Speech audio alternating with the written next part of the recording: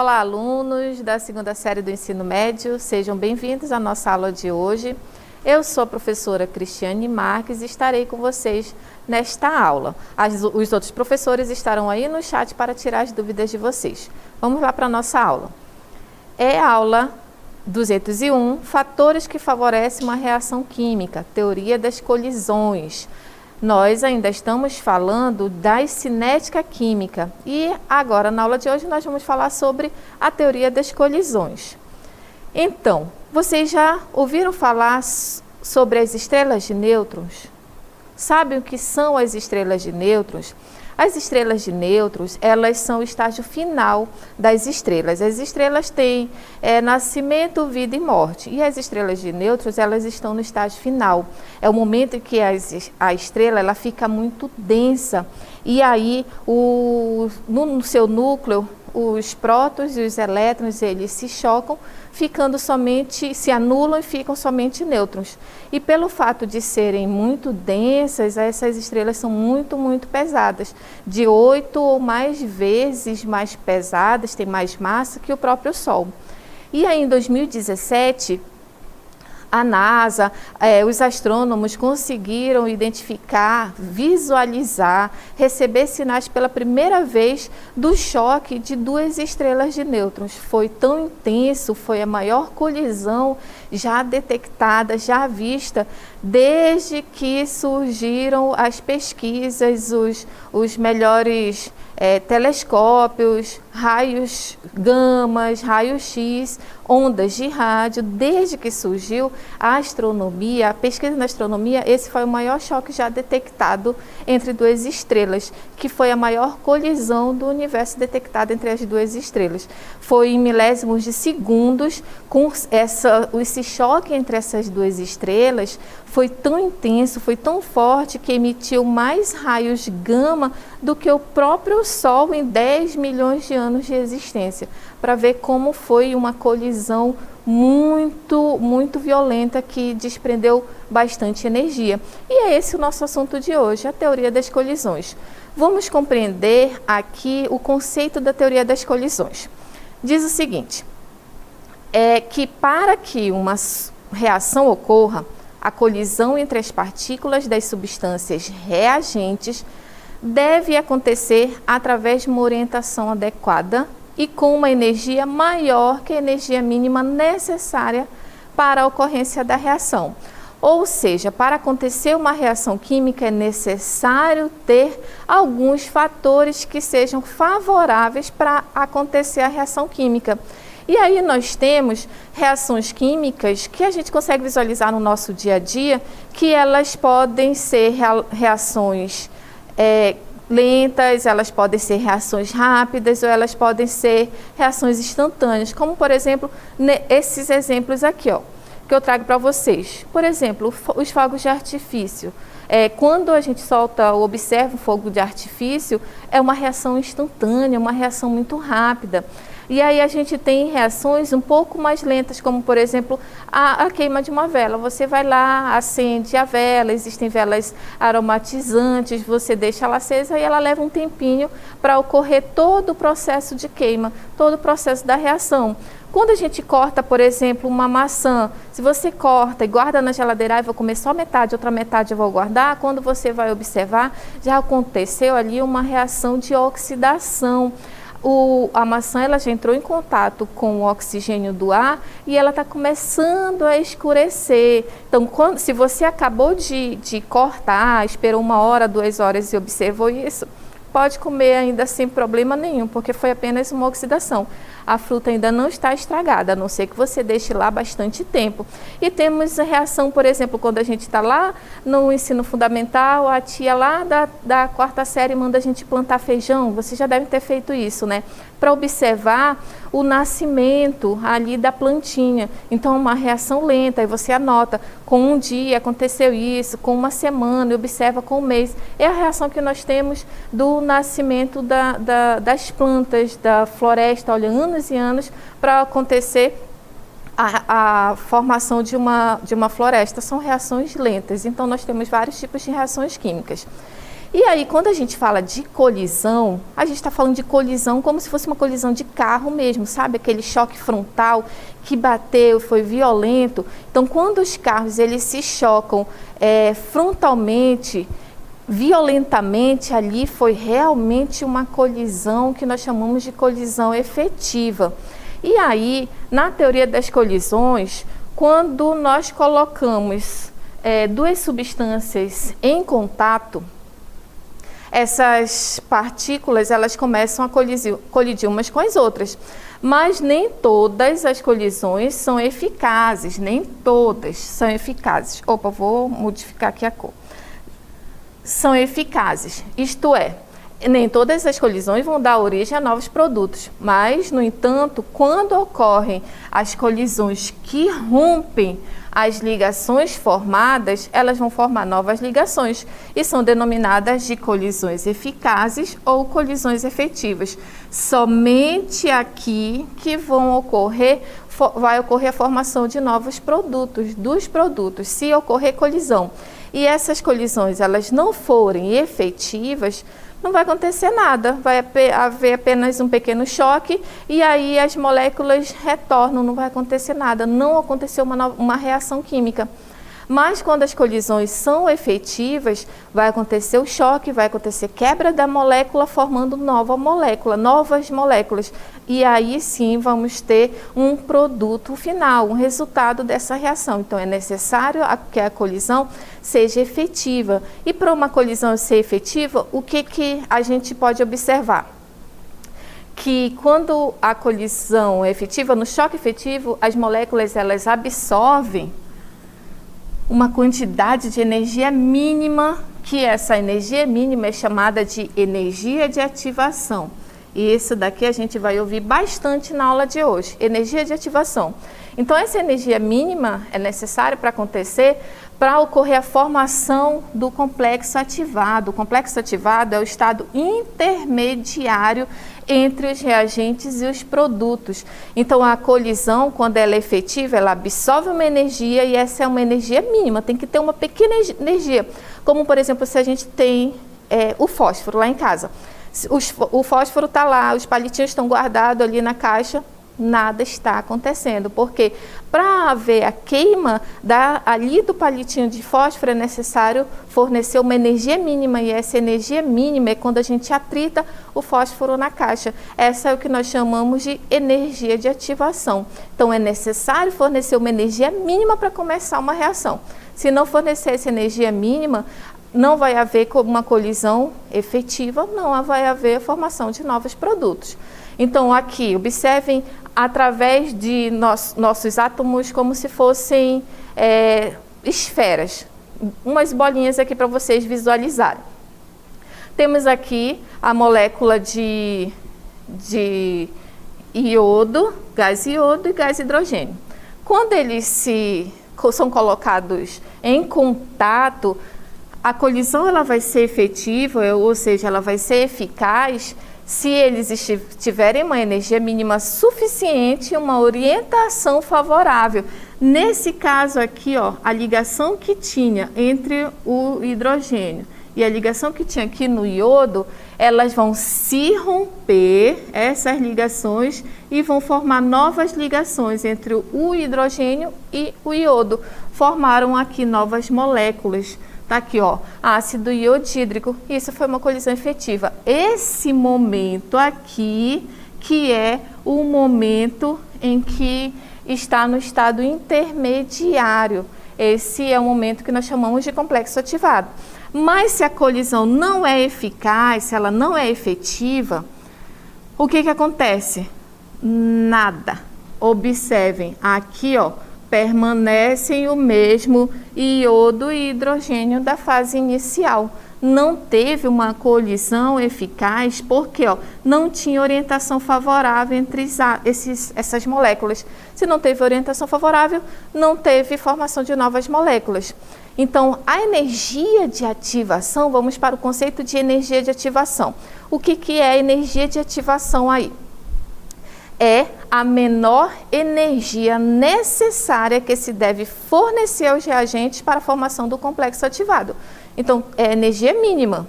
para fornecer aí para ocorrer a reação. Essa é a energia de ativação. Observem através do gráfico a energia de ativação, como é que vai ficar essa reação aqui. Então, o que nós temos? Nós temos aqui o O3, o gás ozônio e o monóxido de nitrogênio. Eles vão entrar em contato entre si e aqui, se tiver uma energia mínima para ocorrer a reação, vai formar o complexo ativado. Então, em um gráfico, a parte mais alta, esse momento aqui, vou até colocar de amarelo, esse momento aqui é o que chamamos de complexo ativado, é um momento intermediário entre as reações químicas. Vamos analisar aqui essa reação através de uma animação para vocês visualizarem melhor o que vai acontecer aí. Vamos visualizar esse gráfico de uma forma mais animada para vocês conseguirem visualizar, tá? Temos aí a energia, o eixo da energia, o caminho da reação, os reagentes. Aí é necessário fornecer uma energia mínima, essa energia que está lá em cima, ou vai começar, saiu do reagente, chegou lá em cima, essa energia mínima, esse daqui é a energia de ativação, o que sai do reagente, que está saindo aqui, do reagente até chegar no complexo ativado, essa é a energia de ativação. Nesse momento do complexo ativado, é o estado intermediário entre as moléculas. Aí sim vai começar a liberar energia para poder chegar no produto. Nesse caso aqui, essa é um gráfico de uma reação endotérmica. O que a gente está lá embaixo e o produto está lá em cima. Então, todo o gráfico, qualquer que seja a reação, tanto faz exotérmica ou endotérmica, sempre vai ser assim, sai do reagente, aí alcança uma energia, que a energia de ativação chega lá em cima, é o complexo ativado. É o momento em que está o estado intermediário. Tem todos os reagentes e produtos aí estão sendo formados. Está ocorrendo o rompimento da ligação dos reagentes e a formação da ligação dos produtos, até chegar no produto.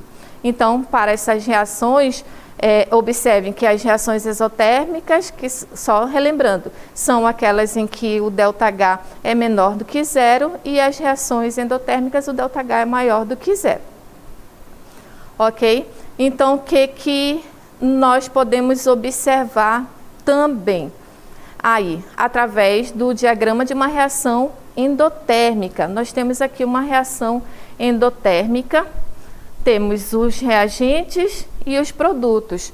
A energia de ativação é sempre aquela em que sai do reagente para chegar bem aqui. Essa é a energia de ativação, é a energia mínima necessária para ocorrer a reação. E esse momento aqui é o complexo ativado. Aí, depois que atingir o complexo ativado, os reagentes vão começar a ser, os produtos começarem a ser formados, chega aqui no produto. Essa é uma reação endotérmica porque está absorvendo calor. O mesmo raciocínio a gente tem para uma reação exotérmica. Essa daqui é endotérmica. O gráfico de uma reação exotérmica. Observem aí o próximo gráfico, que é uma reação exotérmica. Está aqui, também tem reagente e o produto. Observem aqui que o produto está mais abaixo, quer dizer que a reação exotérmica está liberando calor. Então, o que nós temos aqui? Esse gráfico, todo gráfico de reação com a cinética química vai ter aqui a energia mínima necessária para a formação do complexo ativado. Então, esse momento aqui é o momento do complexo ativado. Liberou energia e chegou no produto. Essa distância do reagente até o complexo ativado é o que nós chamamos de energia de ativação. Tenho aqui um videozinho para mostrar para vocês rapidinho como é que formam essas reações. Observe, aí tem as moléculas que estão em contato, aí a gente fornece a energia mínima, que é a energia de ativação para ocorrer a reação, para ocorrer a quebra das ligações. Tá aí, ó, as moléculas fornecem energia mínima, acendemos um fósforo. Aí o que foi que aconteceu?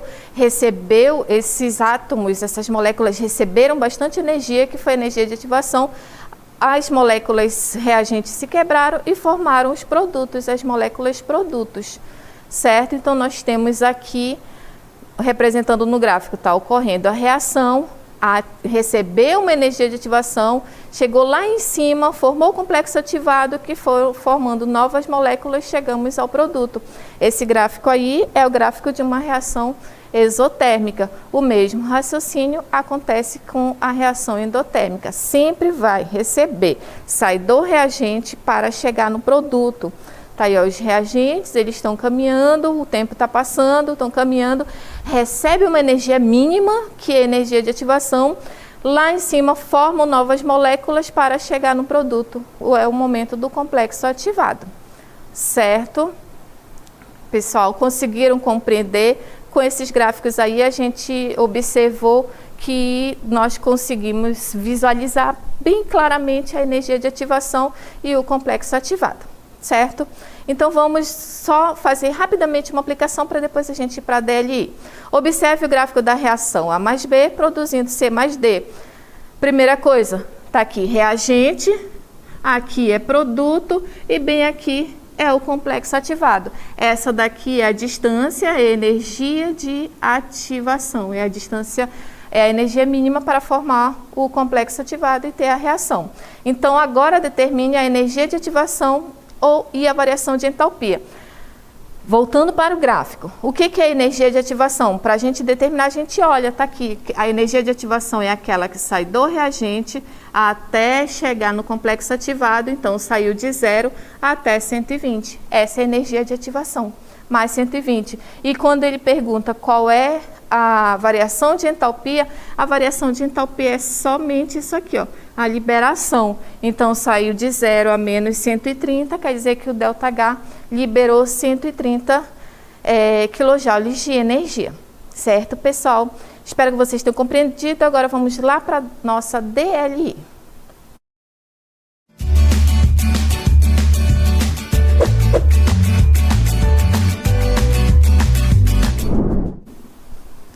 Tem aí duas questões, leiam essas questões com muita calma, observem as alternativas e daqui a pouquinho a gente volta para ver as respostas de vocês.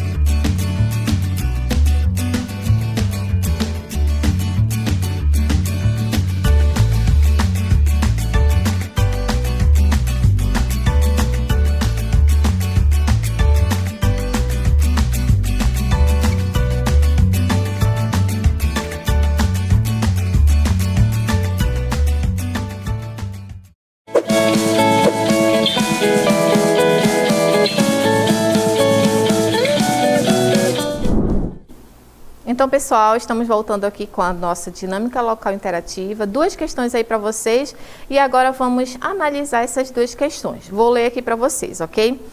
A combustão é uma reação química exotérmica, ou seja, que libera calor para o ambiente. Esse tipo de reação é muito comum, já que grande parte da energia que consumimos deriva da queima de materiais, que são os combustíveis.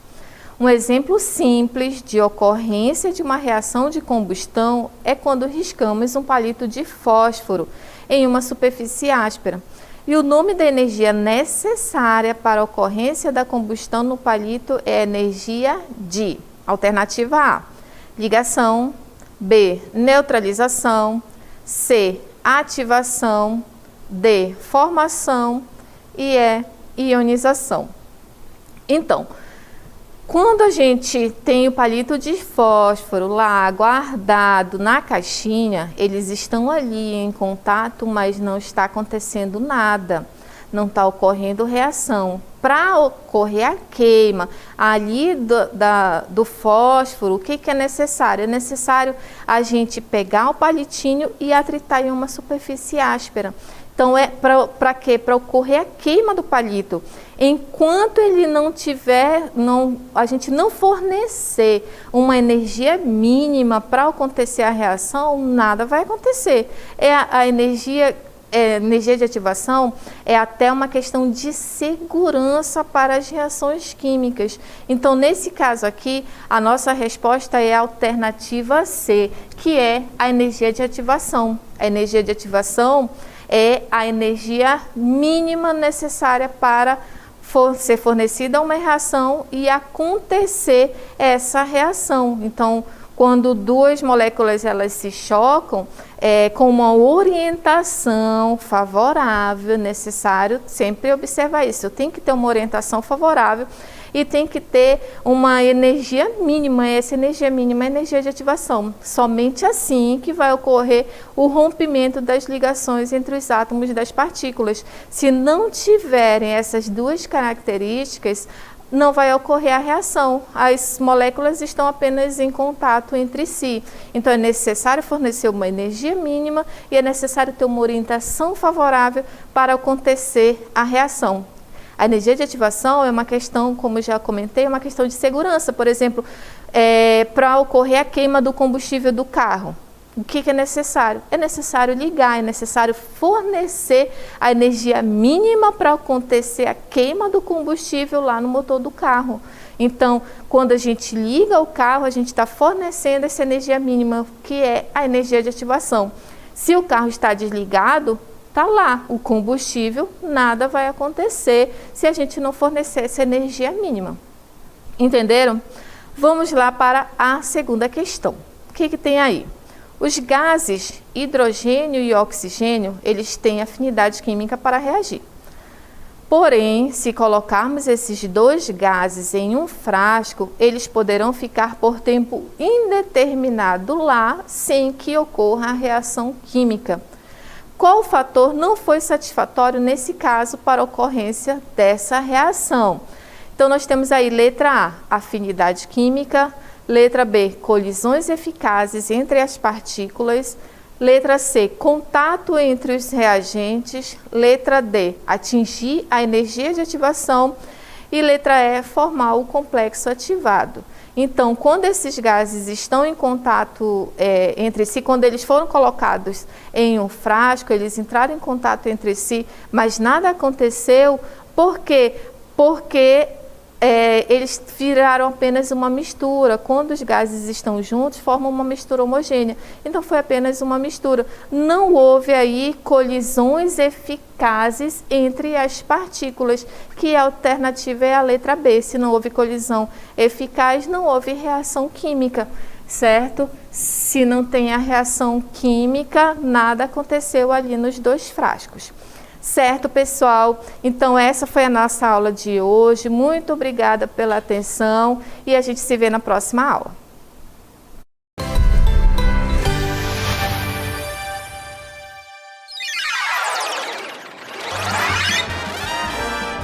A sua aula continua no próximo vídeo.